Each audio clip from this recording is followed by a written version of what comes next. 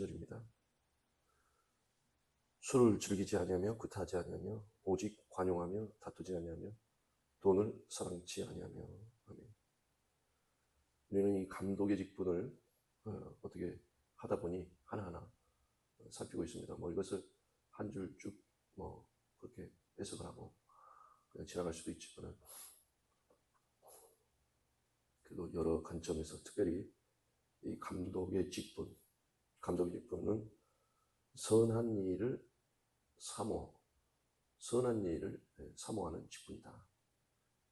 그러니까 감독이라고 하는 직분은 선한 일을 하는 직분이다. 이렇게 우리가 정의를 내릴 수가 있습니다. 그래서 무엇이 선한 것인가?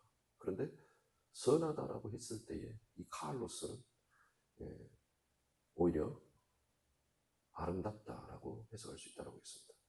우리가 선하다. 이것은 아가도스라고 따로 있습니다. 따로 아가도스라고. 그래서 이 아름다운 일, 이 아름답다라고 하는 것은 마태복음 5장의 착한 행실, 착하다. 바로 그 행실도 아름다운 행실, 칼로스로 되어 있습니다. 아름다운 행실이 훨씬 더 그 문맥에 맞죠. 왜냐하면 너희 빛을 사람들에게 비추어, 이렇게 말이죠. 너희 빛을 사람들에게 비추어 모든 사람들로 하여금 하나님께 영광을 돌리게 하라. 그렇게 말씀하시면서 너희 빛을 사람들에게 비추어 너희 아름다운 행실로, 이렇게 말하겠습니다. 너희 아름다운 행실로 사람들이 하나님께 영광을 돌리게 하라. 그러므로 마태복음 5장에서 아름다운 행실, 아름답다라고 하는 것은 바로 영광의 빛을 비추는 것으로, 그리고 영광의 빛을 비추는 것으로 그것을 아름다운 행실이라고 하기 때문에 빛을 우리가 보면서, 그 영광의 빛을 보면서 아름답다, 훨씬 더 적절한 것입니다. 그러니까 거기서 빛은 아름답다, 그러니까 빛이 선하다, 이렇게 되면 뭔가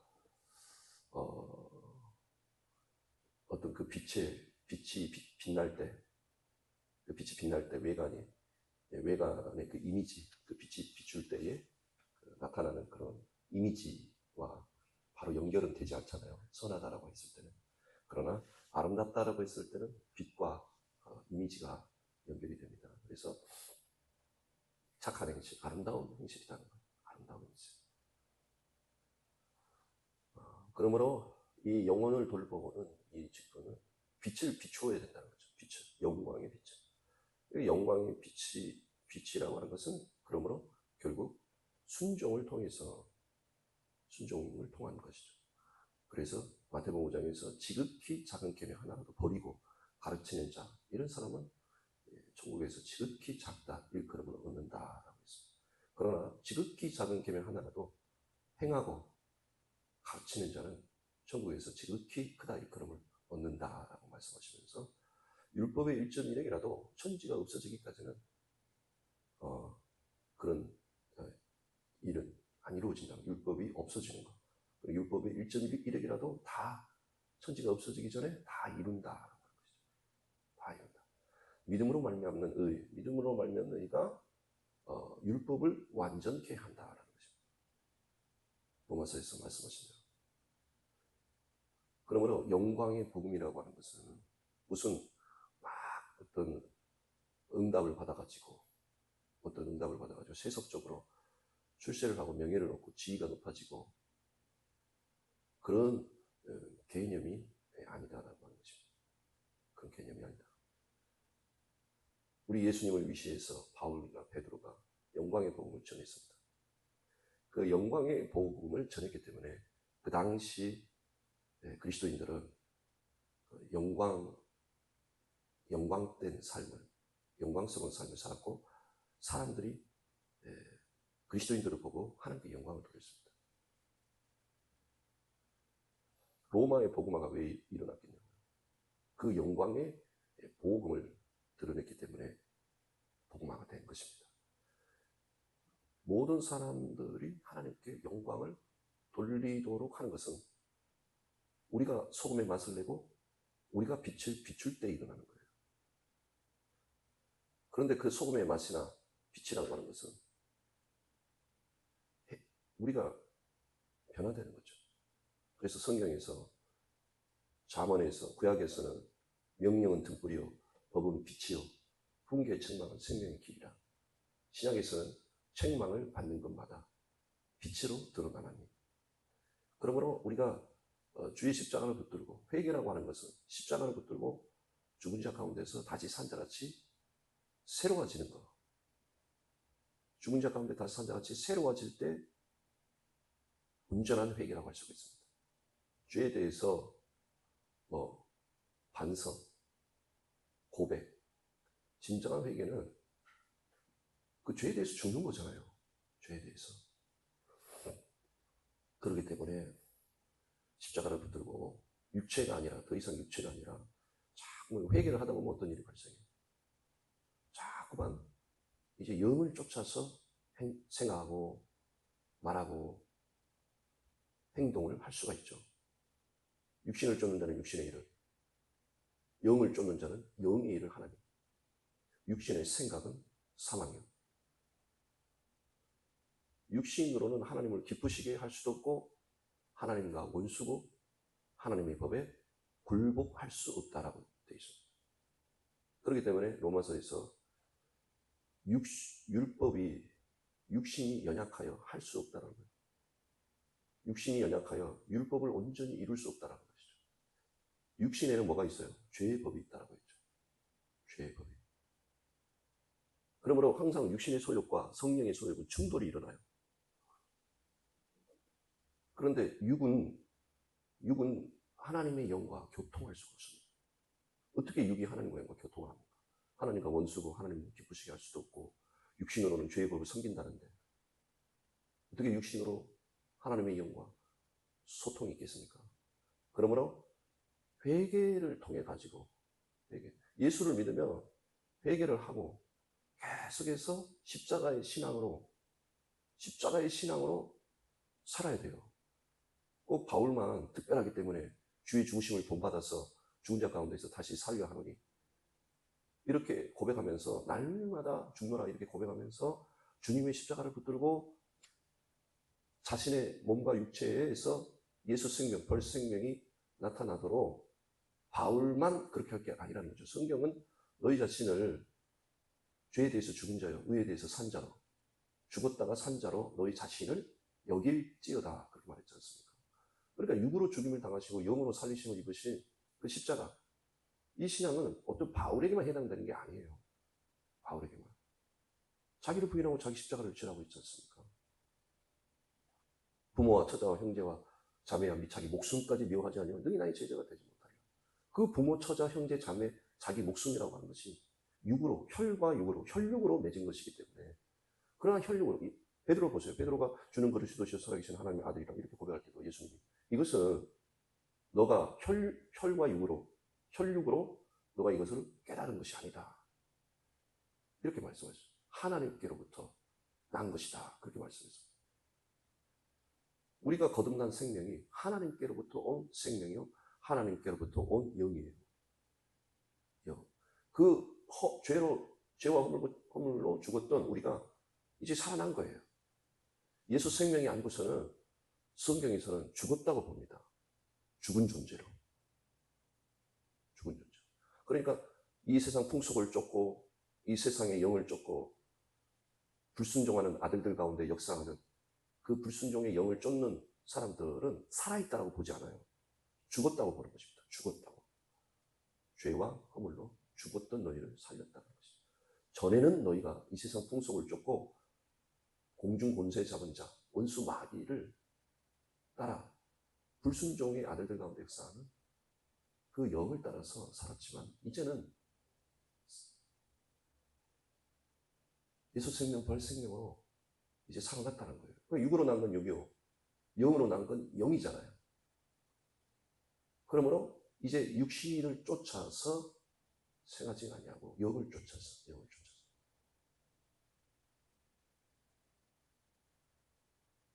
그러므로 여기서 이 영을 쫓아서 이제 순종의 삶을 살 때에 아름다운 그 행실은 아름다운 행실이고 아름다운 일이고 그것은 영광의 빛이 빛나는 것과 같다는 것이죠. 또 다른 의미로는 소금의 맛을 내는 것이고 영광의 빛을 비추는 것이죠. 순종하는 사람이 있을 때 그 옆에 있는 사람들이 순종하는 것입니다. 그래, 전념성이 있는 거죠. 좋은 일도. 그런데 순종을 하지 않은데 어떻게 순종을 하겠어요? 순종을 할 때만이 사람들이 하나님께 영광을 돌려요. 사람이 아니라 하나님께 영광을 돌린다는 거예요. 그것은 영광의 빛이기 때문에, 아름답기 때문에 사람에게 영광을 돌리는 게 아니라 하나님께 영광을 돌린다. 그러니까 예수 그리스도인들, 예수 믿는 사람들, 교회가 하나님께 영광을 돌리도록 그러한 영광의 빛, 그 아름다운 행실이 있어야 되는 거죠. 그럼 아름다운 행실이 없다라는 것이 자체가 여전히 예수를 믿지만 육체에 속한 자가 되어서 영적으로 어린아이, 법 아래 있는 자, 종과 다름이 없는 육체에 속한 자요, 그리스도 안에서 어린아이와 같다. 그러니까 시기 질투를 하고 분쟁을 하고 사람을 자랑하고 하나님께 영광을 돌려야 되는데 사람을 자랑해요. 사람을 자랑하는 것이 왜 그래요? 육체를 쫓아서 그런 것입니다. 육체. 그 부분에 대해서 고린도 교회가 많이 책망과 권면의 말을 많이 들었죠. 육체를 쫓으면 사람을 자랑해요. 사람. 그러나 영을 쫓아 행하면 당연한 거죠. 영을 쫓아 행하면 당연히 하나님을 높이고 하나님을 자랑하는 거예요. 당연히 하나님을 자랑하고 하나님을 높이고 모든 영광을 하나님께 돌리고 하나님께 순종하는 역사가 일어나는 것입니다. 그래, 내가 온전히 영으로, 그 영이라고 하는 것이 이제 육체를 쫓지 않는다는 것이죠. 육체를 쫓지 않고 육체를 따라서 스스로 의롭다 하고 스스로 자신을 높이고 자랑하는 삶이 아니라 이제 하나님의 은혜로 말미암는 그 의로 내가 자랑하고 담대함을 갖는 것이죠.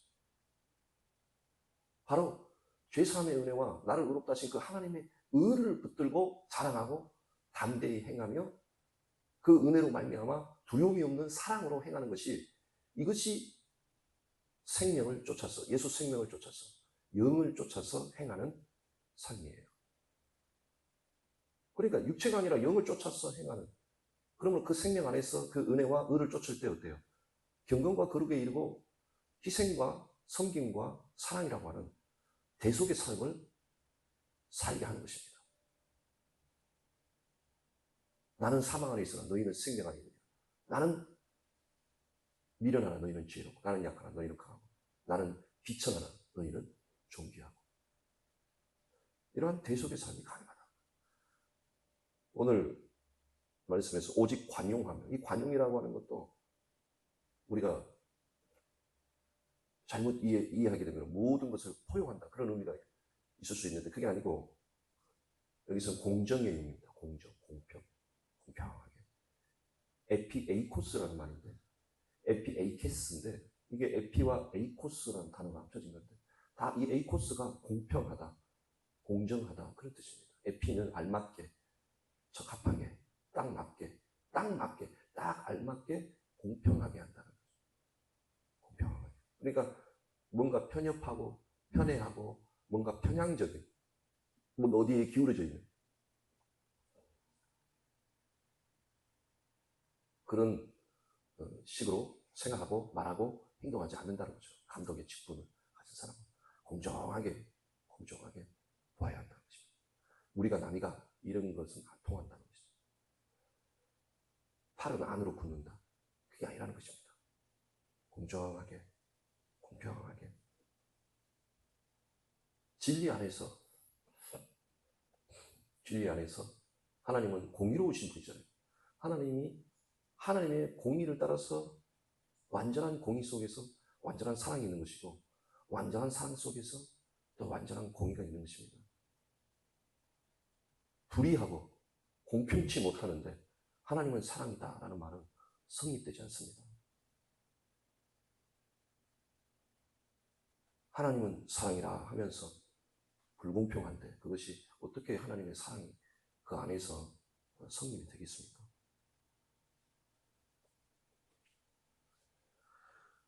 그러니까 뭔가 공평하게 일 처리하지 않는 것도 보면 육을 따라서 행하는 거죠. 나에게 이득이 있나? 우리가 남이가 이런 생각들. 한마디로 육을 쫓아서 행할 때 불공평이 이제 있는 것이죠. 육을 쫓아서. 공평치 못한 사회도 마찬가지죠. 공평하지 못하는 것을 보고, 그러니까 그리스도인들이 특히 영혼을 살피고 영혼을 감독하는 그러한 감독자로서 어떤 교육자나 장로들이 그러한 불공평한 것을 통해 가지고 다 거기에 죄악이 싹터요. 공산주의 혁명이 러시아에서 일어났는데 그 러시아도 보세요. 그 당시 도시 노동자들은 너무나 고통을 당하고 얼마나 고통을 당하고 했으면 혁명을 일으켰겠습니까? 그런데 그 당시 교회, 러시아 정교회는 그냥 그 화려함 속에 러시아를 가보라고요. 러시아. 지금의 러시아. 그냥 그 교회들이 뾰족 탑에 얼마나 화려합니까? 그때 당시의 성당들, 그때 당시의 교회 건물들이 아직까지도 러시아에 있습니다. 아니, 그 근로자들, 도시의 노동자들, 그 사람들은 비참하게 살고 있는데 공평하게 바라보는 눈이 사라져버린 거죠. 그러니까 우리 한국을 봅시다. 북한은 너무나도 가난하게 삽니다. 비참하게 삽니다. 우리 그리스도인들이 그걸 공평하게 볼 수 있다면 검소하고 자기를 절제하는 삶을 살며 늘 깨어 기도하는 하나님께 감사하는 삶을 살게 될 것입니다. 그러니까 공평하게 바라볼 수 있는, 나는 당연히 나는 누려야만 하고 누릴만 하고 이렇게 생각한다면 그건 공평한 게 아닙니다. 하나님이 없는 자는 더 없고 있는 자에게 더 하나님이 주신다라는 말씀은 불공평을 말하는 게 아니에요. 불공평. 그리고 그 사람의 외모나 외관이나 어떤 외적인 요인으로 사람을 가려가면서 말을 하고 대접을 하고 그렇게 인간관계를 맺는 것은 그것은 공평한 것이 아니죠. 야고보서에 나오죠. 손에 가락지를 끼고 아름다운 옷을 입고 있는 사람과 누추한 옷을 입는 가난뱅이 사람을 비교하면서 아름다운 옷을 입고 있는 사람에게 이 앞으로 와서 이 자리에 앉으세요 라고 말을 하고 누추하고 가난한 사람은 거기 서 있든지 앉든지 네 알아서 해라 이렇게 한다면 너희가 죄를 범하는 범죄자라고 하지 않습니까? 율법을 범한 범죄인이라고 하잖아요.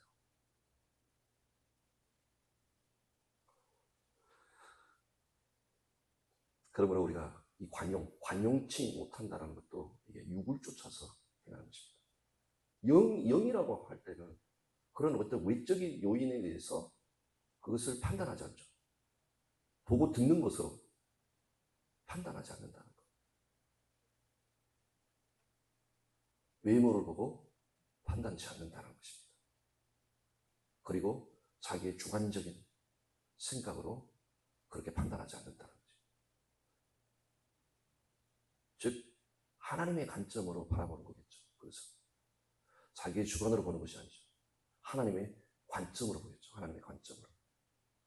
그게 공정이고 여기서 관용이라고 하는 것은 이 에피에이코스를 약간 의역을 했다고 볼 수 있습니다.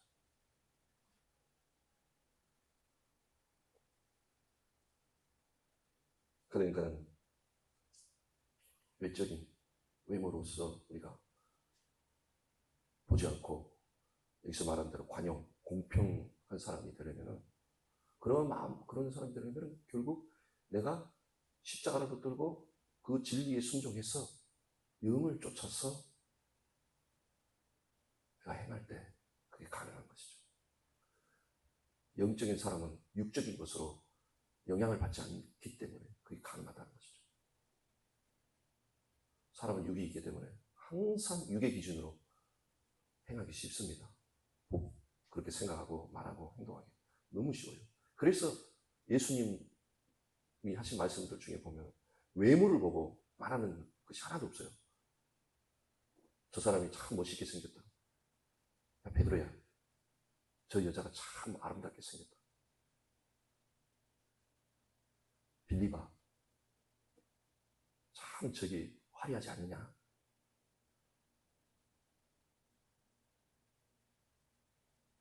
이렇게 말한 적이 없다는 거예요. 안드레야, 참 초라하지 않느냐. 물고기 2마리, 보리떡 5개, 참 초라하지 않느냐.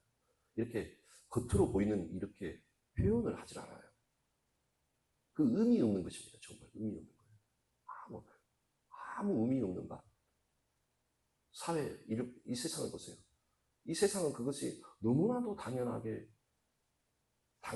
그런 어떤 표현이고, 그것은 보이는 대로 말하는 건데, 뭐, 그리 잘못한 것이다. 그런데 예수님이나 성경 제자들은 그런 대화를 하잖아요. 야, 저 사람 봐라. 키가 봐. 야, 정말 작다. 저 사람 봐라. 야. 나다나야. 야, 너 정말 키 크고, 야, 정말. 야, 멋있다. 야. 너 굉장히 신사적이구나. 그렇게 말하지 않습니다. 야, 저 사람 봐라 말이야. 마태야. 저 사람 얼마나 처먹었으면 저렇게 뚱뚱할까? 뭐 예를 들어서 그런 식의 그런 말을 상상이 할 수가 없죠. 뚱뚱하다, 빼짝 말랐다. 그러니까 우리가 그런 외모를 평하는 그런 말을 삼가해야 됩니다. 하나님이 우리 예수님은 그런 대화를 제자들하고 앉아가지고 하지를 않았어요. 하지를. 아무 의미가 없다는 것이죠. 살린 것은 영이니 육은 무익하니라. 기도하겠습니다. 서로 말씀하는 이 감독의 직분을 계속해서 살피며 정말 영광의 빛처럼 아름다운 행실, 아름다운 행동으로, 그 행위로 사람들이 우리를 보고 또 교회를 보고 하나님께 영광을 돌리도록 역사하여 주시옵소서. 감사드려요. 예수님 이름